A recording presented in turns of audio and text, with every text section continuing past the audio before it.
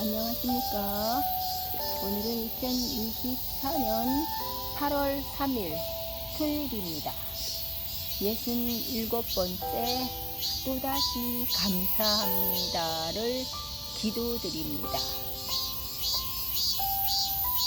정말 조용한 주말 아침입니다. 어제 밤에 출발하신 분도 계시고 오늘 오전에 아침 일찍 새벽에 출발하신 분도 휴가철입니다. 떠나신 분들이 많으리라고 생각합니다. 머지않아 우리나라도 도시 인구의 과반수가 넘는 사람들이 더위를 피해서 휴가를 가는 그러한 시기가 곧 도래하리라고 생각합니다. 지금도 많이들 휴가 떠나시죠? 마음을 순화시키고 몸도 마음도 편안해지는 휴가, 정말 아무 사고 없이 즐겁고 행복하게 잘 다녀오세요. 저는 저희 어려서 기억으로도 반고호라는 이름으로 미술 시간에 공부한 빈센트 반 고흐라는 화가에 대한 이야기를 좀 제가 조사를 하다 보니 조금 방대하더라고요. 그래서 A4 10장 정도 되는 것을 조금 함축하여 1부, 2부로 나누어서 오늘과 내일 고흐에 대한 이야기를 성장 과정과 그리고 사춘기와 또한 화가로서의 삶, 그리고 마지막 말기에 47에 돌아갈 때까지의 그러한 삶에 대해서 그 분의 내면 세계와 또한 이 화가로서의 그 뜨거운 열정, 거기에 대한 이야기를 잠시 나누며 제가 한 테마를 이야기할 때 사람이든 어떤 문제에 있어서 이야기를 할 때는 분명히 우리가 배울 점이 있다고 생각합니다. 배우려고 하는 마음만 있으면, 내 마음의 문만 활짝 열면 무엇이든지 우리가 배울 수 있는 것이 살아있다는 그러한 축복 아니겠습니까? 그럼 저와 여러분이 조금은 알고 있으나 깊이 그분에 대해서 잘 모를 수 있는 빈센트 반 고흐에 대한 이야기를 풀어내려 합니다.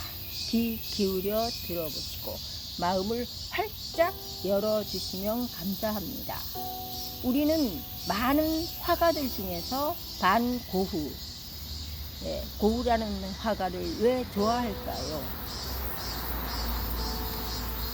37회를 살아오며 그중 10년 가까이를 오직 그림만, 오직 열정적으로 그림만 그렸다 합니다.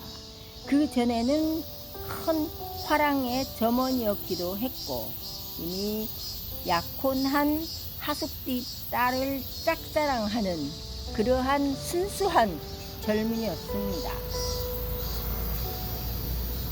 늘 고흐는 무언가 떠밀려간, 본인 스스로가 주도하지 않고 환경이나 어떤 것에 밀려가는 듯한 그러한 삶을 살아왔습니다. 오히려 그랬기 때문에 그 삶에 대한 처절한 저항, 그런 것이 이 그림의 열정으로 나타나기도 합니다. 빈센트 반 고흐는 1869년 17살 나이로 구필 화랑 헤이그 지점에 화랑에 취직하게 됩니다. 취직한 후 4년 만에 런던 지점으로 영전할 정도로 우수한 직원이었습니다. 그 이후의 생애와 전혀 다른 완전한 그 시기가 있었습니다. 1872년 8월 고흐가 동생 테오에게 첫 편지를 보내는 것을 시점으로 해서 돌아가는 그 순간까지 652통의 편지를 쓰기 시작했습니다. 고흐 나이 20살 때부터 652통의 편지를 동생에게 자기의 마음, 자기의 삶을 토해내준 거죠. 얼마나 영특하고 지혜로웠냐 하면 런던 지점 근무할 때도 고흐는 모국어인 네덜란드어 외에 프랑스어와 영어를 거의 완벽하게 했다 합니다. 독일어도 할 줄 알았습니다. 영어 실력은 셰익스피어를 읽고 감동할 정도의 훌륭한 실력이었다 합니다. 고흐는 참 훌륭하고 똑똑한 사람이었습니다. 고흐가 첫사랑을 경험하게 되는데요. 고흐가 자신이 하숙했던 집 딸인 19살의 유제니 로여라는 그 아가씨를 보자마자 첫눈에 반하게 됩니다. 그러나 그녀는 이미 약혼자가 있었어요. 그러나 고흐는 포기하지 않고 설득하려고 시도 때도 없이 유제니에게 덤벼드니 유제니는 감정이 증오로 변하게 되어서 그러나 고흐는 끝까지 자기를 사랑해 줄 거라고 믿고, 그러나 고흐에게 돌아온 것은 좌절과 절망과 굴욕뿐이었습니다. 그러한 첫사랑의 가슴 아픈 실패를 통하여서 고흐는 너무 많이 몸과 마음이 병들어갔죠.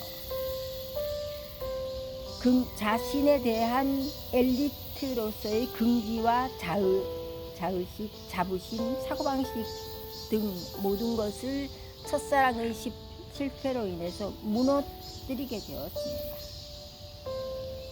결국엔 엘리트 의식의 껍질을 벗고 고흐의 몸뚱아리 하나만 남게 되었다 합니다. 그리고 1875년 구필 하랑 파리 지점으로 정근한 고흐는 더 이상 순수하고 맑은 청년이었던 고흐가 아니었습니다. 흥미를 잃어버리고 일에 대한 열정도 잃어버리고, 그래서 화랑에서 해고된 고흐가 여러 군데를 구직을 하려고 돌아다녀도 구직하지 못해서 고흐는 지금 그때부터 방황하기 시작했다 합니다. 고흐의 그 방황 속에서 보리나주 탄광지대에서 보낸 10개월의 고독한 시간은 고흐에게 화가라는 직업이야말로 신이 나에게 준 천직이라는 것을 깨닫게 되는 그러한 계기가 되었습니다. 신을 위해서 최선을 다하는 노동이야말로 신이 주신 재료인 화가의 재능으로 작품을 제작하는 것이라고 그렇게 믿어 의심치 않게 되었습니다. 화가로서의 고흐의 일상은 너무나 궁핍했습니다. 옷은 아버지나 동생 테오에게 물려입은 헌옷뿐이었고, 물감과 화구를 구하기 위해 식비를 최대한 아낄 수밖에 없었고, 위장이나 시력 등이 그의 건강을 해치기 시작했습니다. 정신적인 불안감마저 심화되었습니다. 건강을 해치게 되었습니다. 생활비 걱정을 하지 않으면서 그림을 계속 그릴 수 있었으면 얼마나 좋겠습니까? 소박하고 절실한 고흐의 소망이었다 합니다. 고흐는 자신의 작품 슬퍼하는 노인에 대해서 이렇게 말을 했다 합니다. 나는 평범한 일상에서 그러나 살아가면서 불가피하게 느끼는 슬픔을 그리고 싶어. 이 그림에서 나는 누구나 갖고 있는 인생의 슬픔과 그것을 감추고 있는 숭고한 눈을 표현하려고 했어. 고흐는 누에덴에서 본격적으로 유화 작업에 심취하기 시작합니다. 여기서 배를 짜는 남자, 감자 먹는 사람들이란 명작을 그립니다. 하지만 이때의 그림은 전체적인 색채가 어둡습니다. 그는 밀레의 만종을 가장 장엄한 작품이라고 격찬하며 밀레를 본보기로 삼았습니다. 만종에 표현된 농부와 밭의 색채가 마치 그 현장의 흙으로 그린 것처럼 보인다는 사실에 너무 감탄한 고흐는 자신의 색채 이론의 기초로 삼게 되었다 합니다.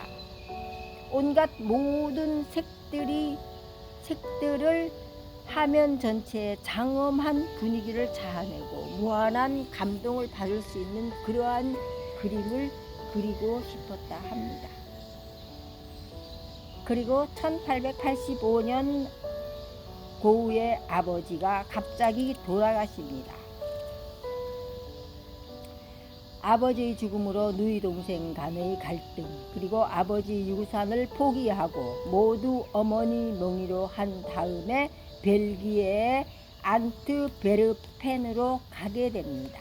고흐는 수업료가 없는 안트베르펜 아카데미에 입학하여서 주간 야간 모두 출석하여 공부하기 시작합니다. 그곳의 교장 겸 유화 교사인 베르나르트는 고흐의 그림을 썩은 개라고 혹평하며 즉시 퇴시를 명했습니다. 고흐는 시베르의 데생반으로 옮겼는데 여기서도 고흐가 밀로의 비너스를 데생하는 것을 보고 시베르는 연필로 그 작품을 수정하기 시작했습니다.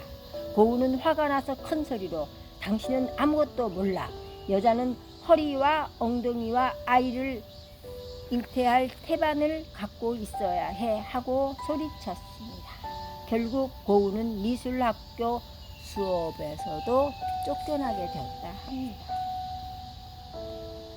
1886년 3월 고흐는 안트베르펜을 떠나 파리로 갔습니다. 파리에서 체류한 2년 동안 고흐에게 3가지 변화가 있었습니다. 우선 동생 테오와의 관계가 회복되었고 테오가 형을 계속 지원하기로 결심했다 합니다. 형의 그림은 현재의 낡은 인습에 사로잡힌 해와 세계를 일축하고 대변화를 가져올 거야. 형은 진정한 예술가야. 그렇게 동생 테오는 형을 응원해 주었습니다. 그리고 인상파와의 접촉입니다. 고흐는 완전히 성숙한 인상파의 세계로 뛰어들었습니다. 그러나 인상파의 화가 개인의 감각을 표방한 반면 고흐는 한 걸음 더 나아가 마음속 깊이 파고든 화가 개인의 열정을 추구했습니다. 후국이 인상파가 아닌 탈인상파였습니다. 마지막으로 일본 목파나 유키요에 일본 풍속 목판하 유키요에와의 본격적인 만남이 시작되었습니다. 1878년 파리 만국 박람회 때 파리에는 이미 일본 열풍이 불고 있었다 합니다. 특히 그는 가스시카 호쿠사이의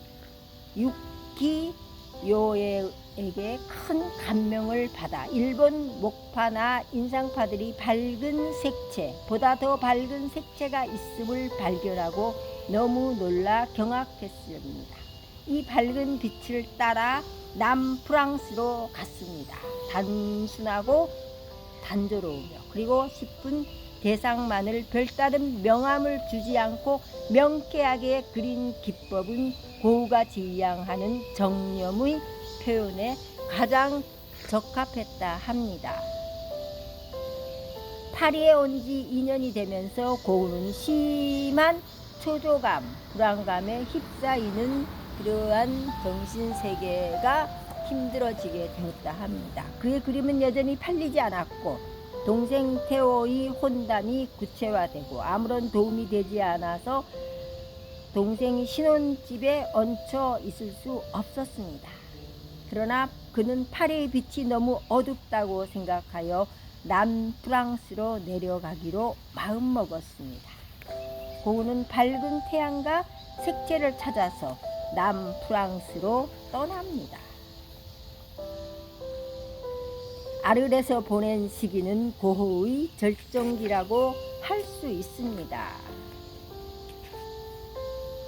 해바라기 연작 외에도 론강의 별이 빛나는 밤, 도개교, 노란집, 우편 배달부, 조색, 룰랭의 초상 등의 작품을 이 시기에 그리게 됩니다. 테오에게 보낸 편지에서 그는 이렇게 자신을 이야기합니다.